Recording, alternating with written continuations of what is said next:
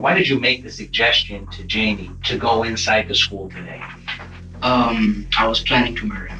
We expect the monsters of our world to look the part. We expect them to lurk in the shadows, to carry a visible darkness, and to broadcast their sinister intentions through their actions and their demeanor. But the most terrifying predators are often the ones who hide in plain sight, wearing the mask of the perfect child. Michael Hernandez was a 14-year-old honors student at Southwood Middle School in Palmetto Bay, Florida. He was highly intelligent, well-liked by his peers, and completely normal on the surface. He came from a supportive, middle-class family, earned top grades, and never exhibited the typical warning signs of a violent offender. He was the kid parents wanted their children to be friends with. But beneath that polished, academic exterior, a chilling obsession was festering. While other boys his age were focused on sports, homework, or video games, Michael was secretly cultivating a dark, all-consuming ambition. He wanted to become a prolific serial killer. He spent his free time meticulously studying the lives and methods of notorious murderers,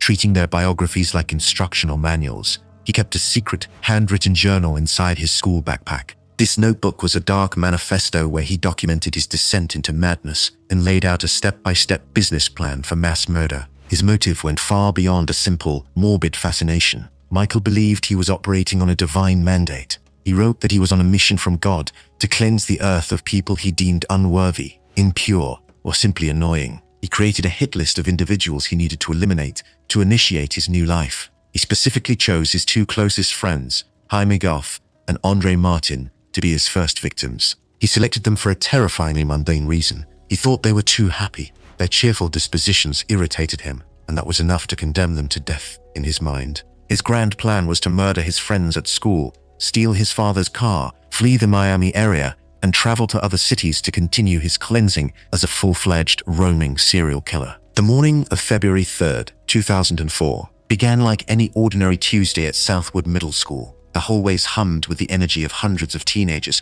shuffling to their lockers before the first bell. Michael arrived on campus carrying his backpack. Inside that bag was a folding knife, a roll of duct tape, a mask, and a pair of gloves. He had decided that today was the day he would cross the line from fantasy to reality. Before the first period started, Michael made his first move. He approached his friend Andre Martin in the bustling hallway and tried to convince him to walk into the restroom. Andre, completely oblivious to the folding knife waiting in the backpack, simply declined. He had somewhere else to be, turned around, and walked away. By simply saying no, Andre Martin unknowingly saved his own life. Michael immediately pivoted to his primary target. He found Jaime Goff. Jaime was a genuinely sweet, innocent teenager, a talented violinist, and a boy who loved his family deeply. He trusted Michael completely. They rode the bus together, shared classes, and navigated the awkward years of middle school side by side. When Michael asked Jaime to follow him into the boys' restroom, claiming he had something important to show him, Jaime followed without a single second of hesitation. They walked into the bathroom, and Michael guided him into the large handicapped-accessible stall at the back. Once they were inside, Michael locked the stall door. In the enclosed space of that middle school bathroom stall, Michael Hernandez turned on his best friend. He pulled out the folding knife. He stabbed him over 40 times. Jaime fought for his life, but he was trapped and overpowered by the boy he trusted most. After extinguishing the life of his best friend, Michael did not panic. He calmly placed the bloody weapon back into his backpack and zipped it closed. He stepped out of the store, walked over to the bathroom sinks, and systematically washed the blood from his hands and face. He checked his reflection in the mirror, adjusted his clothing, and walked out of the restroom, blending perfectly back into the stream of students. Michael then walked straight to his first period English class and took his seat. When his teacher noticed a distinct smear of blood on his clothing, Michael did not break a sweat. He looked at her and calmly claimed he had just suffered a bad nosebleed. It was a perfectly delivered, sociopathic lie designed to buy him time. He sat down at his desk and began taking a test, playing the role of the diligent honor student, while his best friend lay dead just down the hall. The horror was discovered shortly after. Another student entered the restroom, saw the blood seeping from beneath the stall door, and immediately alerted the faculty. The school was thrown into an absolute panic.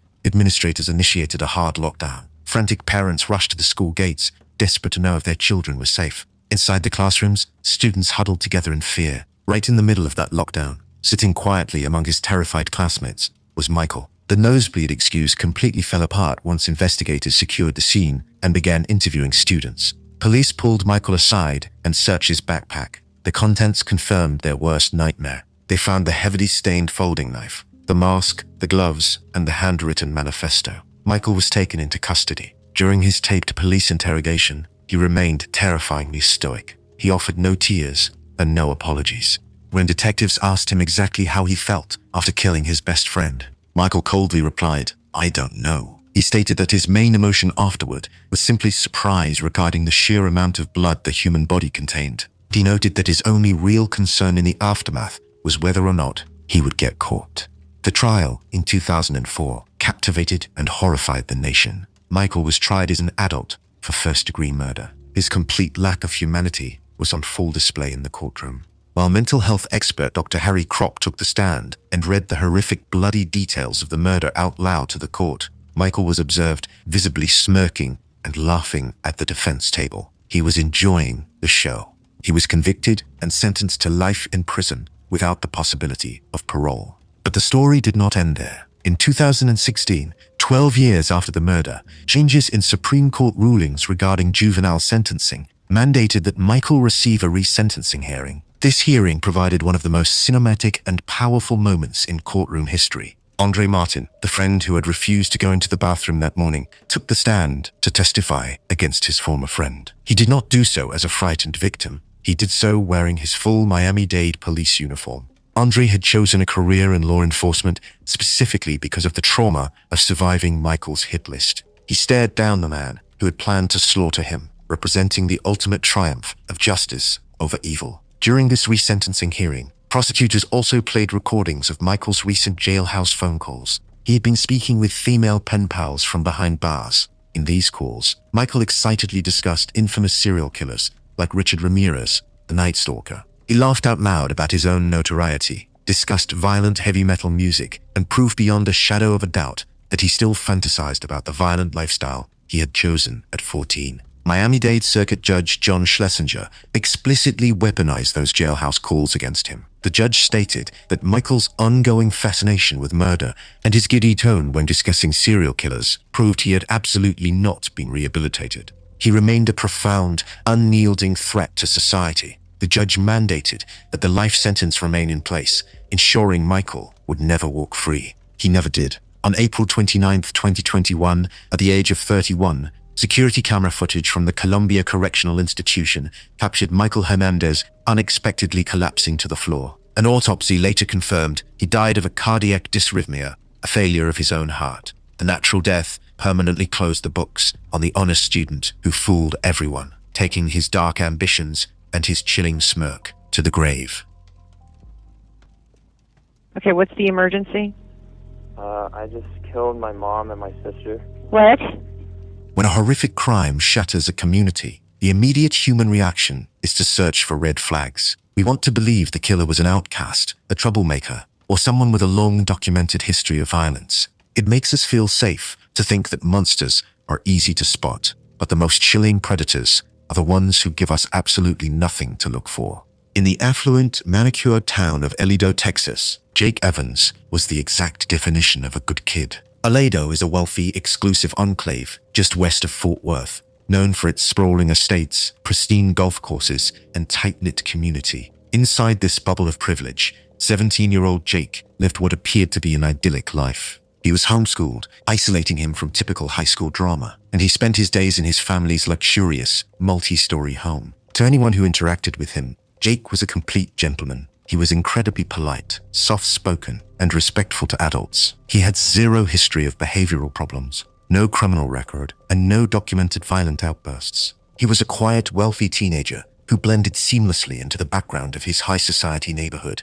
He fooled everyone around him simply by being perfectly pleasant. Behind the polite manners and the quiet demeanor, Jake was cultivating a deep, terrifying detachment from reality. In the isolation of his home, he spent hours immersing himself in dark media. His breaking point did not come from a traumatic event, a history of abuse, or a sudden fit of rage. It came from a movie. During the first week of October 2012, Jake watched Rob Zombie's remake of the horror film Halloween 3 separate times. In the movie, a young boy brutally murders his family, showing absolutely no remorse and feeling no empathy for his victims. For a normal teenager, It is just a slasher film. For Jake Evans, it was an inspiration. He watched the character kill with cold efficiency, and he found himself marveling at how incredibly easy it looked. He decided he wanted to experience that exact same thrill. His motivation was fueled by a twisted, deeply internalized superiority complex. He harbored a silent disdain for the people around him. He felt that the attitudes of others were selfish and claimed that his family was suffocating him. He had been quietly planning to kill for a while, waiting for the perfect opportunity to execute his dark fantasy. On the evening of October 3rd, 2012, Jake put his plan into motion. The massive estate was mostly empty. His father was away on a business trip in Washington, D.C., and his two older sisters were out of the house. It was just Jake, his 48-year-old mother, Jamie, and his 15-year-old sister, Mallory. There was no argument. Jake made a conscious, calculated decision that tonight was the night he would wipe out his family. He went and retrieved a .22 caliber revolver. The weapon belonged to his grandfather, a retired Fort Worth police officer with 27 years of service. Jake loaded a gun and prepared to strike. He started with his younger sister. Jake walked into the hallway and deliberately lured Mallory out of the safety of her bedroom by lying to her. He called out, telling her that their mother needed her. As the 15-year-old girl stepped out of her room, completely unaware of the danger, Jake raised the revolver and shot her. Mallory collapsed. In a display of profound, psychopathic detachment, Jake looked down at his agonizing sister and told her to hold still, promising her that he was going to make it go away. Then he raised the gun again. He then immediately walked to the master bedroom where his mother was located and shot her 3 or 4 times, ensuring she was dead. The massacre was supposed to continue. Jake's original plan was to walk directly across the street to his grandparents' house and murder them as well. He fully intended to wipe out his entire extended family in one night. However, the sheer physical exertion and the adrenaline dump of the first 2 murders left him completely exhausted. He decided he was too tired to cross the street and abandoned the rest of his hit list. With the bodies of his mother and sister lying in their home, Jake picked up a phone and dialed 911. For the next 25 minutes, Jake Evans stayed on the phone with the 911 operator, engaging in a conversation so surreal and casual, it sounds like an audio clip from a psychological thriller. He did not cry. He did not hyperventilate. He politely answered every question the dispatcher asked, respectfully addressing the operator as ma'am. He explained his weapon choice with chilling practicality, stating that he chose a gun because he thought it would be quick and painless. He then complained to the dispatcher that everything went wrong and the murders were much more gruesome than he anticipated. He casually remarked that he was not even angry when he pulled the trigger, stating, "It just kind of happened. I had been kind of planning on killing for a while now." He offered a terrifying self-assessment to the operator. In a calm, reflective tone, he muttered, "Obviously, I'm pretty, I guess, evil." The operator, clearly trying to keep the armed teenager calm and on the line until deputies arrived, engaged him in small talk. At one point in the conversation, he casually mentioned that he was dealing with seasonal allergies. He assured the dispatcher that he had placed the gun on the kitchen counter and that he was completely harmless now. He was just a polite kid waiting for the police to come and pick him up. When the Parker County Sheriff's deputies arrived at the gated community, they found Jake waiting exactly where he said he would be. He surrendered without a fight, perfectly compliant and entirely unbothered by the fact that he had just slaughtered his own mother and sister. He was transported to the Parker County Sheriff's Office. There, while in police custody, he sat down and penned a highly detailed 4-page written confession. In this dark manifesto, he articulated his absolute lack of empathy and detailed the exact mechanics of his crime, cementing his guilt in his own handwriting. The community of ller was absolutely blindsided. They could not reconcile the horrific double homicide with a quiet, respectful boy they knew. He had completely hidden his psychopathic tendencies behind a flawless mask of good behavior. The legal proceedings moved toward a highly publicized capital murder trial. However, just days before the trial was set to begin, the case came to an abrupt halt. Jake Evans agreed to a plea deal. He pleaded guilty to 2 counts of murder, completely taking the death penalty and life without parole off the table. The judge accepted the plea agreement largely because the victim's family members, Jake's devastated father and his surviving older sisters, explicitly supported the deal. They had already lost half of their family to an unthinkable act of violence. They wanted to avoid the agonizing trauma and the media spectacle of a capital murder trial. Jake Evans was sentenced to 45 years in the Texas Department of Criminal Justice system. He will remain behind bars for decades and will not be eligible for parole until the year 2035. when he is in his late 30s. Jake Evans did not look like a monster. He did not act like a threat. He was a wealthy, well-spoken teenager who played his part flawlessly until the very moment he decided to pull the trigger. In small-town America, high school football is not just a sport, it is a way of life. The athletes who shine on the field under the Friday night lights are treated like local royalty. They are the hometown heroes, the golden boys with bright futures, and entire communities cheering their names. When the pristine image of the star athlete is threatened, the lengths some will go to protect their reputation are unfathomably cruel. Aaron Trejo was 16 years old and living the exact life every high school boy envies. He was a popular student and a star football player at Mishawaka High School in Indiana. He was strong, athletic, and entirely insulated by the social armor that comes with wearing a varsity jersey. He was a kid who had everything going for him, and he fooled his coaches, his parents, and his peers into believing he was a disciplined, honorable young man. Brianna Russellang was a 17-year-old cheerleader at the exact same high school. She was bright, energetic, and beloved by her classmates. She managed the football team, coached a local softball league for younger girls, and had known Aaron since elementary school. They ran in the same circles, shared the same Friday night sidelines, and eventually developed a secret, intimate relationship. The collision of their two worlds resulted in a situation that happens in high schools every single day across the country. Brianna got pregnant. For a normal teenager, a high school pregnancy is a massive, life-altering challenge that requires difficult conversations, panicked phone calls to parents, and a sudden crash into adulthood. For Aaron Trejo, it was a death sentence for his football career. Brianna hid the pregnancy for months. She was terrified of the social stigma, the disappointment of her parents, and the reaction of the boy who got her pregnant. By the time she finally told Aaron, she was already 6 months along. This detail sealed her fate. Indiana state law enforces a strict 20-week legal abortion cutoff. Because she had waited, that window was permanently closed. The reality of a child was unavoidable. Aaron did not see a child. He saw a threat. He viewed Brianna and the unborn baby as a massive, destructive force hurtling toward his carefully curated life. A baby meant responsibilities. In his mind, he had to eliminate the problem to save himself. He sat in his bedroom and actively visualized, planned, and prepared for the murder for about a week. He created a premeditated murder kit right inside his own home. He retrieved a large, sharp kitchen knife and grabbed a black plastic trash bag. He made a conscious, calculated decision to stab her directly in the heart because he figured it would kill her the fastest. On the freezing night of December 8th, 2018, Aaron put his gruesome plan into action. He texted Brianna, asking her to sneak out and meet him in the dark alley behind her house. Cell phone records later proved he was the last person to contact her, arranging this late-night meetup to isolate her. Brianna, likely believing they were finally going to have a serious conversation about their future and the baby, agreed.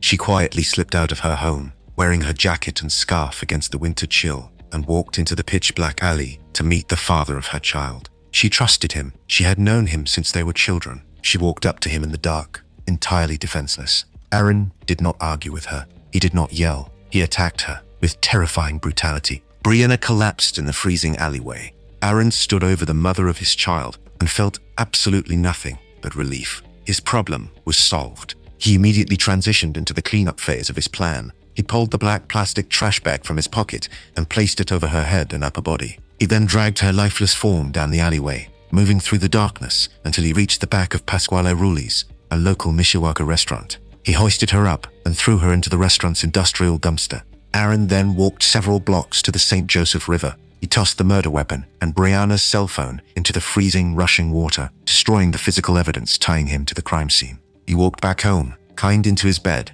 and went to sleep. The next morning, the illusion of his perfect life resumed. Aaron went about his weekend as if he had not just slaughtered his girlfriend and his unborn child. Meanwhile, Brianna's family woke up to a nightmare. They found her bedroom empty and immediately realized she was missing. Panic set in. They contacted her friends, scoured the neighborhood, and quickly called the police. The tight-knit community of Mishawaka mobilized to find the missing cheerleader. The search did not last long. Police officers canvassing the neighborhood checked the alleyways and the local businesses. Inside the dumpster behind Pasquale Ruli's, they made the horrific discovery. The town was entirely shattered. The idea that a 17-year-old pregnant cheerleader could be murdered and discarded behind a restaurant sent a shockwave of terror through the community. Investigators relied heavily on digital footprints to quickly zero in on the killer. Brainer's cell phone records provided a clear, undeniable trail leading straight to the star athlete. They brought Aaron Trejo into the police station for questioning. He did not put up a fight. He did not spin a complex web of lies or demand a lawyer. Faced with the reality of his actions, Aaron bluntly confessed to the entire crime. His demeanor during the interrogation was chillingly flat. When detectives explicitly asked him what he did when he found out she waited too long to get an abortion, his exact, ice-cold response was, "I took action. I took her life." He showed zero empathy for Brianna, and absolutely no remorse for the child he had destroyed. His only focus was the preservation of his own life. Despite being only 16 years old at the time of the murder, the calculated nature of the crime and Indiana state law dictated that the juvenile court had no jurisdiction over him. Aaron Trejo was immediately charged and processed as an adult. He eventually pleaded guilty to 1 count of murder and 1 count of feticide, avoiding a drawn-out trial, but he could not avoid the wrath of the justice system. In January 2020, Aaron Trejo stood in a courtroom to face his fate. The judge condemned Aaron's actions as unfathomably cruel and selfish, recognizing the absolute betrayal of trust and the terrifying premeditation required to plan the murder of a pregnant teenager for an entire week. He was sentenced to 65 years in an Indiana state prison. The judge handed down 55 years for the murder of Brianna Rusalain and an additional 10 consecutive years for the feticide of their unborn child, crediting him with 394 days of time already served. His defense team later attempted to appeal the 65-year sentence, arguing that it was unconstitutionally harsh for a juvenile offender. The Indiana Court of Appeals firmly rejected this argument and affirmed his sentence in late 2020, ensuring he remains locked away for decades. The case of the football star's secret remains a brutal reminder of the destructive power of vanity and selfishness. Aaron Trejo was willing to extinguish 2 lives and completely destroy 2 families, all to maintain the facade of the perfect teenage boy. Yeah. I was there. I was there when my grandson confessed. In the quiet, picturesque village of Savona, New York, the summer of 1993 was supposed to be defined by Little League games, neighborhood barbecues, and the carefree safety of small-town life. It was the kind of place where parents didn't lock their doors and children wandered the parks until dusk. But that sense of security was shattered by a predator who didn't look like a monster. He didn't have a criminal record or a menacing presence. He was just a 13-year-old boy with thick glasses, a shock of red hair, and a shy, awkward demeanor. Eric Smith was a boy who felt invisible. To his classmates, he was a target, a kid who was frequently bullied for his appearance and his speech impediment. But inside Eric, a different kind of energy was building. He wasn't just sad or lonely. He was harboring a deep, explosive resentment toward the world. He wanted to feel powerful. He wanted to be the one in control. Before he ever targeted a human, there were dark omens. Neighbors later reported that Eric had a history of animal cruelty, including an incident where he allegedly killed a neighbor's cat by breaking its back and neck. He was practicing for something much worse. Derek Roby was only 4 years old. He was a burst of pure, innocent energy. On the morning of August 2nd, 1993, Derek's mother, Doreen, let him walk alone to a summer recreational program at a local park. It was a short distance, a walk he had done before, but Derek never made it. Eric Smith was loitering near a shortcut through a wooded area. He saw Derek walking alone, wearing a Power Rangers shirt and looking happy. That happiness was the trigger. Eric later admitted he wanted to see someone else cry for a change. He approached Derek and kindly offered to show him a shortcut. Derek, being a trusting child, followed the older boy into the dense brush. Once they were shielded by the trees, the shy teenager vanished. Eric engaged in a prolonged, ritualistic assault. He began by strangling. While Derek was unconscious, but still alive, Eric sized him with a stick. To finish the job, Eric retrieved and dropped a massive 26-pound rock multiple times. After the murder, Eric didn't hide in terror. He didn't even go straight home. Instead, he went to the local pool to swim, interacting with other children and neighbors just hours after committing an unspeakable atrocity. When Derek didn't show up at the park, the village of Savona mobilized. As search parties combed the woods, Eric sat on his front porch with his mother, watching the chaos. When his mother commented on how sad the situation was, Eric reportedly replied with haunting nonchalance, "Maybe he's just hiding. The breakthrough didn't come from forensic science, but from Eric's own family. His grandfather became suspicious when Eric started asking strange what-if questions, specifically asking, what would happen if the killer turned out to be a kid? The grandfather contacted authorities, and when investigators brought the 13-year-old in, the mask finally slipped. Eric initially denied involvement, but he broke down when detectives mentioned his distinct red hair. He eventually drew a detailed map of the crime scene for the police. The trial of Eric Smith horrified the nation. During the proceedings, the defense played a video of Eric's psychiatric evaluation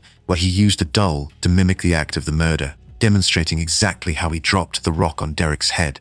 He appeared totally unfazed. Because of the sheer depravity of the crime, Eric was tried as an adult for second-degree murder. However, due to New York's juvenile offender laws at the time, the judge was legally capped at sentencing a 13-year-old to a minimum of only 9 years. The judge expressed open regret on the bench that he could not hand down a longer minimum term. In 1994, Eric Smith was sentenced to 9 years to life. For the next 28 years, he became a fixture in the New York parole system. Every 2 years, Derek Roby's parents had to travel to the prison to testify against his release, reliving their nightmare to keep their son's killer behind bars. During these hearings, Eric claimed to have found remorse, but his release was repeatedly denied due to the depraved nature of his crime. Finally, in February 2022, Eric Smith was granted his freedom. At age 41, he was released into a world that had moved on without Derek Roby. He moved to Queens, New York, where he remains under lifetime parole supervision. In a final twist that caused a fresh wave of media backlash, it was reported in 2023 that Smith is now engaged to a woman he met while serving his sentence. The case of Eric Smith remains a haunting reminder that age is no barrier to extreme cruelty. He was the boy who decided that the only way to cure his own unhappiness was to extinguish the life of a child who was too happy, leaving a legacy of shadows in the woods of Savannah. Hi, this is Molly at Westminster Police. Can I help you? Hi, I need you to come to my house. My son wants to turn himself in for the Jessica Ridgway murder. When a child vanishes from a quiet neighborhood, investigators typically look for the stereotypical predator, the drifter, the man with a violent rap sheet, or the social outcast. They don't usually start by looking for the 17-year-old student with a passion for forensic science and a library of anatomy textbooks. But Austin Sigg was a terrifying reminder that the most dangerous monsters don't always look like outcasts. Sometimes they look like the ambitious kid next door who just happens to have a dark obsession with the dead. In Westminster, Colorado, Austin Sigg was a bit of an enigma. Though he was highly intelligent, he had dropped out of high school after the 11th grade, opting to get his GED so he could fast-track his real passion. By 17, he was enrolled at Arapahoe Community College, specifically taking classes in mortuary science. He wasn't just interested in the funeral industry, he was fascinated by the clinical mechanics of death, decomposition, and human anatomy. To those who knew him, he was just a quiet, science-focused young man with an unusual career path. But behind that academic exterior, Austin was harboring a rot that had been festering for years. Court documents would later reveal that since the age of 12, Sigg had been consumed by a severe addiction to the darkest corners of the internet, specifically snuff media and videos depicting actual death. He wasn't just a student of mortuary science, he was a student of murder. His first attempt to act on these dark impulses came months before the world ever heard the name Jessica Ridgway. In May 2012, Sigg targeted a 22-year-old jogger at Kettner Lake. In a move straight out of a horror movie, he used a rag soaked in homemade chloroform to try and knock her unconscious. Miraculously, she fought him off and escaped. But the failure didn't deter Austin. It only taught him to be more calculated. On the morning of October 5, 2012, 10-year-old Jessica Ridgway began her short walk to meet her friends for school. She never made it. Austin Sigg had been driving around, hunting for a victim, and he chose Jessica at random simply because she was there. He abducted her and took her back to his home, a house where his mother, Mindy, was struggling to keep the family afloat amidst bankruptcies and the shadow of Austin's father's own criminal past. Inside that house, the mortuary student turned his bedroom into a nightmare. He strangled her and then utilized his knowledge of anatomy and knives from the kitchen to dismember the body. In a chilling attempt to outsmart the K-9 units and investigators, he drove 6 miles away to dump Jessica's backpack, hoping to misdirect the search dogs. He then hid her remains in a crawl space directly under the floorboards of his bedroom. For nearly 3 weeks, Austin lived a double life. He watched the FBI descend on his town and saw thousands of volunteers searching for the girl whose remains were inches beneath his feet. He even searched his computer for how to get away with murder and human decomposition, treating the investigation like a final exam he intended to pass. But despite his forensic preparation, Austin wasn't as perfect as he thought. Investigators found his DNA on Jessica's clothing, and the walls were closing in. The pressure finally broke him, but not in the way you'd expect. He didn't flee, he went to his mother and simply confessed. The 911 call that followed is one of the most bone-chilling recordings in true crime history. Mindy Sigg, audibly shattered, told the dispatcher her son had confessed. Then she handed the phone to Austin. With a voice that was eerily calm and devoid of any panic, the 17-year-old told the operator, "I murdered Jessica Ridgway. I have proof that I did it. There is no other question." When asked why, he simply said he didn't know, later telling police he just had an urge to kill. The trial was brief because, against the frantic advice of his lawyers, Austin pleaded guilty to every single charge. He didn't want a defense, he wanted the credit. During sentencing, the judge didn't hold back. Because he was a juvenile, the death penalty was off the table, but the judge ensured he would never see the sun as a free man. He was sentenced to life in prison, plus an additional 86 years, a mathematical guarantee that he would die behind bars. Austin Sigg remains incarcerated at the Limon Correctional Facility in Colorado. He was the honor student of death who proved that sometimes the most terrifying person in the room is the one who has studied exactly how to take you apart. I looked up sociopath and psychopath because I always found it fascinating, and the more I've aged, the more I can relate. Because I don't feel sympathy for other people. Just like, I want to hurt people. I want to kill people, but I don't want to want that. I wish it wasn't that way. In the quiet, tree-lined streets of Davis, California, safety wasn't just a feeling, it was a way of life. This was a prestigious university town, a place of high intellect and low crime, where the biggest news usually involved local school board meetings or community festivals. In a town like this, the youth were the pride of their parents. And for years, no one personified that pride better than 15-year-old Daniel Marsh. Daniel wasn't just a good kid, he was a local legend. He was articulate, highly intelligent, and possessed a level of maturity that put adults at ease. But what truly set him apart was an act of incredible bravery. A few years prior, when a local man suffered a massive heart attack in public, it was young Daniel who stepped forward. While others panicked, he remained calm, performing life-saving CPR until paramedics arrived. He was publicly awarded a Medal of Heroism. This picture appeared in the papers, and he was hailed as a hometown hero. He was the kid the community pointed to when they wanted to show that the next generation was in good hands. But while the town was celebrating a hero, Daniel Marsh was secretly nurturing a monster.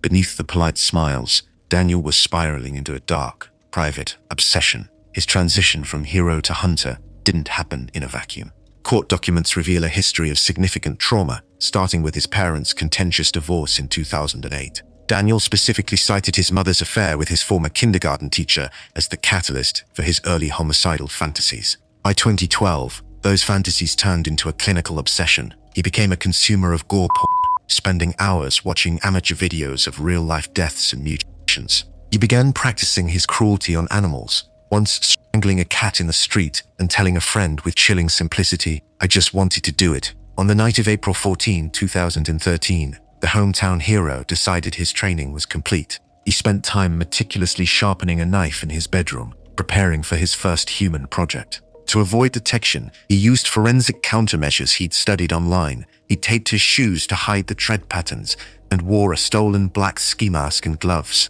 He didn't have to travel far to find his targets. He slipped out of his father's house and walked just 2 doors down to a modest home belonging to 87-year-old Oliver Northup and his 76-year-old wife, Claudia Maupin. What followed was a scene of such extreme, ritualistic depravity that it haunted the seasoned investigators who found it. Daniel didn't just kill the couple, he systematically slaughtered them. To satisfy his curiosity and confuse law enforcement, he staged the bodies, placing a glass tumbler inside Oliver and a cell phone inside Claudia. He later told police he wanted to see how they were made inside, describing the experience with a detached, clinical fascination of a scientist dissecting a lab specimen. A few days later, he even went out with a baseball bat, looking for a second opportunity to kill, but decided against it to avoid being caught.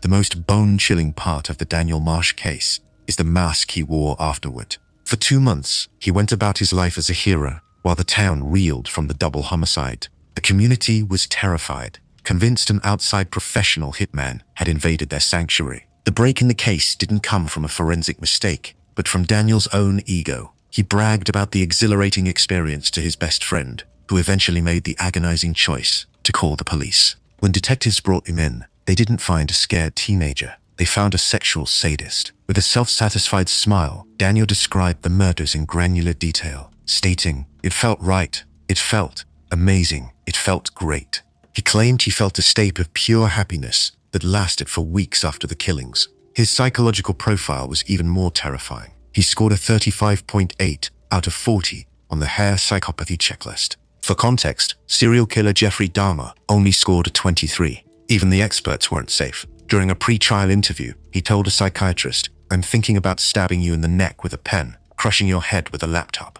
The trial of Daniel Marsh ended in a sentence of 52 years to life. However, due to California's youth offender laws, he will actually be eligible for parole after just 25 years. While in prison, Daniel attempted to rebrand himself yet again, giving a TEDx talk titled Hurt People, claiming he was reformed. The video was eventually scrubbed from the internet after the victims' families expressed justifiable outrage at the hero trying to play the victim.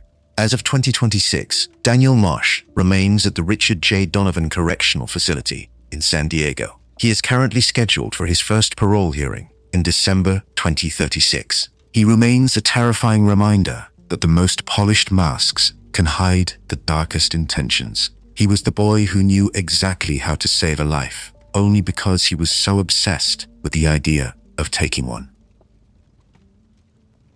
We're having fun in a f***ing cop car. Yep. Tristan. What's up, guys? Yep. Tristan, if you f***ing walk out the damn... When you see this in a month... In the manicured middle-class suburb of St. Johns County, Florida, the community of Durbin Crossing felt like a fortress of safety. It was the kind of neighborhood where the biggest worries were supposed to be high school football rankings and summer travel plans. Aiden Fucci, 14, was a staple of this environment. To his teachers and neighbors, he was just another face in the suburban crowd. Unremarkable, a bit edgy, perhaps, but ultimately normal. He came from a family that appeared stable, living in a home that blended perfectly into the Florida landscape. But on Mother's Day in 2021, the veneer of that perfect life was stripped away to reveal a predator who'd been hunting in plain sight for months. Aiden Fucci wasn't just a troubled teen. He was a boy obsessed with the ultimate taboo, the experience of taking a human life. Tristine Bailey was a 13-year-old cheerleader at Patriot Oaks Academy, a ray of sunshine who was beloved for her infectious energy and kindness. She and Aiden were classmates and lived in the same neighborhood, walking the same halls and sharing the same social circles. On the night of May 9th, they were seen on a neighbor's surveillance camera, walking together toward a wooded area known as the Saddlestone Woods. To any casual observer, it looked like a typical late-night teenage hangout, but only one of them would walk out of those woods alive. What happened in the darkness of that forest was not a sudden argument or a momentary flash of anger. It was a sustained, frenzied act of pure, unadulterated evil. Aiden Fucci didn't just kill Tristan, he decimated her. An autopsy would later reveal that Tristan had been stabbed a staggering 114 times. This was so extreme that the tip of the Smith & Wesson folding knife Aiden used had snapped off and remained lodged in the girl's scalp. At least 49 of those wounds were defensive, proving that Tristan fought for her life with everything she had until her very last breath. While the community and Tristan's frantic family spent the night scouring the neighborhood, Aiden Fucci was busy crafting a narrative of indifference. He didn't act guilty or panicked. He played the role of a callous observer. While sitting in the back of a police cruiser, knowing exactly where Tristan's body lay in the dirt, Aiden took a smiling selfie, flashing a peace sign. He posted it to Snapchat with the caption, "Hey guys, has anybody seen Tristan lately?" That specific typo, iron body, would later become a chilling piece of forensic evidence used to prove his cold-blooded, narcissistic state of mind. Aiden wasn't the only one trying to hide the truth that morning. While he was being questioned by detectives, his mother, Crystal Smith, was caught on their own home security cameras, taking Aiden's blood-soaked blue jeans into a bathroom and desperately scrubbing them in the sink. She wasn't just a bystander. She was an active participant in tampering with the evidence of her son's atrocity. She would later be sentenced to jail and 5 years of probation for her role in the failed cover-up. As the investigation deepened, the why behind the murder became even more disturbing than the how. Aiden hadn't targeted Tristan because of a grudge. He was a thrill seeker. He had been telling friends for weeks that he wanted to take someone into the woods and kill them just to see what it felt like. Investigators believe Tristan wasn't even his first choice. Earlier that night, he had messaged another female classmate asking her to sneak out. When she refused, he simply moved down his list until he found a victim. His girlfriend told police that Aiden claimed to hear voices from a dark figure or demon telling him to kill.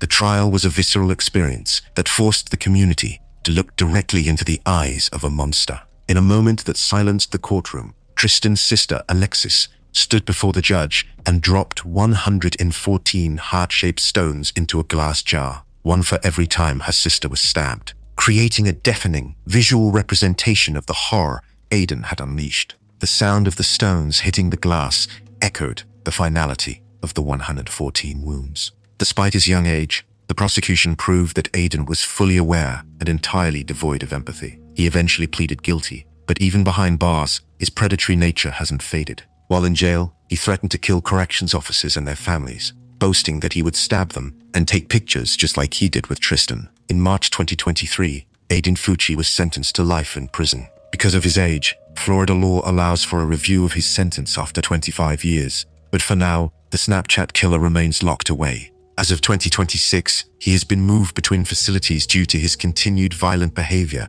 and threats against staff, most recently being held at Cross City Correctional Institution.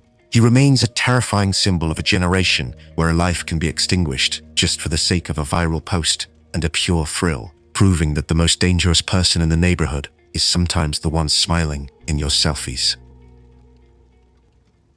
In the gritty industrial city of Lawrence, Massachusetts, high school life usually revolves around the standard drama of teenage relationships, sports, and the looming pressure of graduation. In 2016, 15-year-old Matthew Boris seemed to be navigating that world perfectly. He was a sophomore at Lawrence High School, a kid who had a girlfriend, went to parties, and blended into the crowded hallways without raising a single red flag. He wasn't a social outcast. He was just another face in the sea of students, seemingly harmless and entirely unremarkable. But underneath that mundane exterior, Matthew Borges was harboring a dark, possessive streak that would eventually manifest in a crime so brutal it mirrored the savage tactics of an international drug cartel. The victim was 16-year-old Lee Manuel Viloria Paulino, a classmate of Matthew's, who was described by his family as a soulful boy who loved poetry and music. Lee was the kind of kid who looked for the best in people, which is likely why he didn't hesitate when Matthew approached him on the evening of November 18, 2016. Matthew, along with two other friends, asked Lee to go for a walk down to the banks of the Merrimack River. Eventually, the other two friends left, leaving Matthew and Lee alone in the darkness. To Lee, it was just two classmates hanging out on a Friday night. To Matthew, it was a cold-blooded luring. The motive was as petty as the crime was horrific. Matthew had become consumed by a toxic, irrational jealousy. In a journal he shared with his girlfriend, he wrote of his simmering rage after seeing Lee sitting with her in the school cafeteria, accusing her of being flirty. This wasn't a momentary flash of anger. It was a premeditated mission. 24 hours before the murder, Matthew sent a chilling text to a friend named Stephanie Soriano, telling her, "Take a good look at my eyes, because that may be the last time you see them like that, ever again." When she told him his eyes looked dark, he replied that he knew what he was going to do and couldn't do anything about it. On the secluded rocky banks of the river, the normal high school student disappeared. Matthew attacked Lee with a knife, stabbing him repeatedly. But the violence didn't stop once Lee was dead. Matthew decapitated the 16-year-old and cut off both of his hands. While some speculated this was a forensic cleanup to hide Lee's identity, the sheer, jagged force of the mutilation suggested something much darker, an act of ritualistic rage. To further the deception, while Lee was being murdered, a group of Matthew's friends allegedly robbed Lee's house, a coordinated effort to make Lee's disappearance look like he had run away after a home invasion. What Matthew did next is perhaps the most disturbing part of the entire case. After committing a cartel-style murder, he didn't go into hiding. He went home, cleaned himself up, and went to school the following Monday, as if absolutely nothing had happened. He sat in the same classrooms where Lee's empty desk served as a haunting reminder of the missing boy. He maintained his crime, average teenager persona, while Lee's family was out on the streets, desperately handing out flyers. For 13 days, the investigation stalled as local police initially dismissed Lee as a runaway, a delay that devastated his grieving family. The break in the case finally came on December 1st, when a woman walking her dog near the river found a headless body. A short distance away, investigators found the head. The level of violence sent a shockwave through Massachusetts. People assumed this was the work of a professional gang. No one could fathom that a 15-year-old boy from their own high school was the culprit. The investigation quickly zeroed in on Matthew. When detectives searched his home, they found a notebook that served as a hit list for that night, proving the murder was a planned execution. Despite a massive search, a murder weapon was never found, but the digital evidence was undeniable. In texts, Matthew had previously confessed his dark nature, writing, "I think of killing someone, and I smirk. I like the sound of it." During the trial, Lee's mother, Patricia Capolino, gave a heart-wrenching statement, describing her family as the living dead and calling Matthew a monster who played God. In 2019, Matthew Borges was convicted of first-degree murder. Because he was 15 at the time of the crime, he was ineligible for the death penalty, but the judge sentenced him to 2 concurrent life terms. His parole eligibility was set at 30 years, the maximum allowed for his age, to ensure he remains behind bars until at least 2046. As of 2026, Matthew Borges remains incarcerated in a high-security Massachusetts facility. His conviction was affirmed on appeal in 2021, meaning the high school cartel killer has no path to freedom for decades to come. He remains a terrifying reminder that the normal kid sitting next to you in class might be harboring a darkness that most adults can't even comprehend. In the tight-knit community of Danvers, Massachusetts, 14-year-old Philip Chisholm was the definition of a safe bet. A freshman at Danvers High School who had recently moved from Tennessee, Philip quickly made a name for himself, not as a troublemaker, but as a polite, soft-spoken star on the school's junior varsity soccer team. To his coaches, he was disciplined and hard-working. To his classmates, he was just a quiet kid trying to find his footing in a new town. While his mother had privately expressed deep concerns about his mental health following a difficult cross-country move and a contentious parental divorce, to the rest of the world, Philip was just another face in the suburban crowd. He looked like the kind of kid who had everything going for him, but beneath that athletic exterior, he was harboring a clinical, cold-blooded obsession with violence. But on October 22nd, 2013, Philip Chisholm proved that quiet can be a mask for something truly predatory. He didn't just snap. He had been preparing for a moment of extreme cruelty for weeks, using school computers to search for how to knock someone out and how to get away with murder. He even carried a to-do list in his backpack that contained the chilling, handwritten instructions: kill teacher and bury body. The victim was Colleen Ritzer, a 24-year-old math teacher who was widely considered the heart of Danvers High. Colleen was the kind of educator who stayed late every day to help anyone struggling with the curriculum. That Tuesday afternoon, Philip remained in her classroom for what appeared to be a standard tutoring session. During that talk, Colleen happened to mention Tennessee, a trigger that Philip later claimed sent him into an irrational rage because it reminded him of his parents' painful split. Surveillance footage from the school hallways captured the bone-chilling transition of the quiet athlete. After the tutoring session ended, Colleen walked toward a second-floor bathroom. Philip, who was prepared for this exact moment, followed her while wearing a hood and gloves he had brought specifically to hide his identity. Inside the bathroom, he launched an assault so savage it defied his age. He strangled, stabbed her 16 times with a box cutter,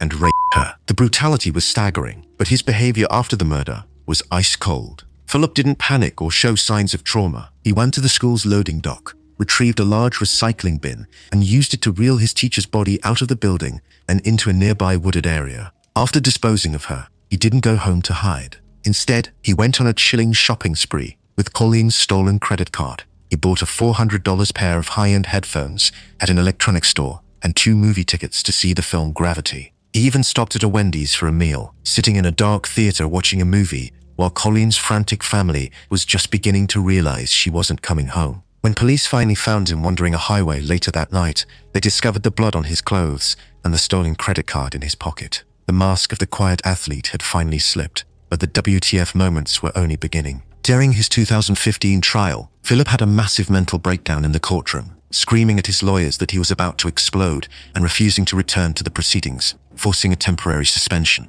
His defense team attempted to introduce structural MRI brain scans to prove he was legally insane, but the judge saw through the act and excluded the evidence. Even while awaiting trial in 2014, Philip's true nature stayed on display. In a terrifyingly familiar echo of his original crime, he trapped a female Department of Youth Services clinician in a bathroom and beat her with a sharpened pencil. This was not a boy who was confused or insane. This was a predator who viewed every interaction as an opportunity for violence. In 2016, Philip Chisholm was convicted of first-degree murder, aggravated rape, and armed robbery. The sentencing was a masterclass in legal logic. While a juvenile murder conviction in Massachusetts usually allows for parole eligibility after 25 years, the judge recognized the extreme danger Philip posed to society. He ordered Philip to serve an additional 40 years, 2 20-year terms, to be served consecutively after the murder sentence was finished. This ensured that Philip would not be eligible for a parole hearing until his mid-50s. As of 2026, Philip Chisholm remains incarcerated at a high-security facility. His final appeal for a new trial was officially denied by the Massachusetts Supreme Judicial Court in February 2025, and in 2024, he finally pleaded guilty to the pencil attack on the clinician, adding another 17 to 20 years to his time. He remains the ultimate example of the quiet athlete who used an unassuming presence to mask a monster, proving that the most dangerous person in the room is often the one who says the least and plans the most. I want to be so upset and I can't because I'm worried about getting arrested and putting away for murder that I didn't commit. Some of you guys, like, with my life, because I mean, this is 70 years in jail if I get convicted of something I didn't do. You guys don't have to come with me if you don't want to. I mean, I got your back, man. It's in the Tennessee River. They will never find it. In the tight-knit community of Knoxville, Tennessee, William Riley Gaul was the absolute pinnacle of the Golden Boy. An 18-year-old college freshman and former high school football star, Riley looked like he stepped off the cover of a recruiting magazine. He was charismatic, well-liked, and possessed the kind of clean-cut, all-American appeal that made him the pride of Maryville College. To his friends, coaches, and the parents of his peers, he was the perfect, harmless kid next door, the kind of young man you'd trust with your life. But Riley Gaul was hiding a possessive, suffocating darkness that would eventually lead to a calculated execution, followed by a performance of grief so convincing it nearly fooled an entire city. The victim was 16-year-old Emma Walker, a high school cheerleader with a radiant smile and a bright future. Emma and Riley had been in a volatile, on-again, off-again relationship for 2 years. A relationship that Riley's friends later described as increasingly controlling and toxic. When Emma finally found the strength to end things for good in November 2016, Riley didn't just walk away. He spent days stalking her, using Snapchat's disappearing message feature to hide his harassment, and even threatening to take his own life if she didn't respond to him. In one of the most chilling pieces of evidence later presented in court, Riley sent a final, bitter message saying, "F you, I'll check the obituary," just days before her death. On the night of November 21st, 2016, Riley's obsession reached its breaking point. He stole a 9mm Glock from his grandfather's house, initially lying to his friends by claiming his grandfather had given it to him for protection. He drove to Emma's house and crept into her backyard under the absolute cover of darkness. Riley was an avid player of Call of Duty, and prosecutors introduced a high-impact theory. They argued he used a tactic from the game known as wall banging, shooting through walls to hit a target you cannot see but know is there. Knowing exactly where Emma's bed was positioned through the exterior wall, he fired 2 shots from 2 different angles to ensure he wouldn't miss. One bullet struck Emma in the head while she was sleeping, killing her instantly. What happened next is the most disturbing display of the kid next door manipulation ever recorded. Instead of fleeing or showing a shred of guilt, Riley immediately went on a massive social media offensive. Within hours of the murder, while Emma's body was still undiscovered, he posted a long, heartbroken tribute on Twitter, writing, "I love you, Emma. I can't be without you." He attended her candlelight vigils, tears streaming down his face, and even tweeted at 10:48 p.m. on the day she was found. He was so convincing that almost everyone in Knoxville felt sorry for the poor boy who had lost his soulmate to what appeared to be a random, tragic act of violence. But Riley had made a fatal mistake. He underestimated the moral compass of his own inner circle. 2 of his college friends, Alex McCarty and Noah Walton, noticed Riley was acting strangely and was obsessively asking them to help him dispose of a black bag that contained what he claimed was his grandfather's gun. Instead of protecting their friend, they went to the police and volunteered to go undercover. In a high-stakes sting operation, Alex and Noah wore hidden police wires and followed Riley to a wooded area known as the Bluffs near the Tennessee River. As the police watched via hidden cameras, Riley pulled out a literal murderer's kit in a trash bag containing the 9mm Glock, black gloves, black tape, a black hoodie, and a stolen license plate. On the audio recording played for the jury, his friends pretended to be shocked. Riley's response was not one of fear, but of cold coordination. He urgently told them to keep quiet and help him dump it so it could never be found. Just as he was about to toss the evidence into the water, police swarmed the scene. During the trial, Riley's defense team tried a bizarre hero defense. They admitted he fired the shots, but claimed he only intended to scare Emma so he could rescue her and be her hero again. Similar to a previous incident where he had staged his own kidnapping to gain her sympathy. The jury didn't buy it. The forensic evidence of the wall-banging shots and his obituary text proved a clear, deliberate intent to kill. In 2018, William Riley Gaul was convicted of first-degree murder. Under Tennessee law, he was sentenced to life in prison, which requires a minimum of 51 years of actual time served before any possibility of parole. While his conviction was officially affirmed on appeal in 2023, he remains behind bars, currently serving his time at the Bledsoe County Correctional Complex in Pikeville. He will be 70 years old before he even has the chance to apply for release. He remains the ultimate example of why you can never truly know what's happening behind a perfect mask. The boy who used a Bible verse to cover a bullet hole, crying the loudest at the funeral of the girl he executed.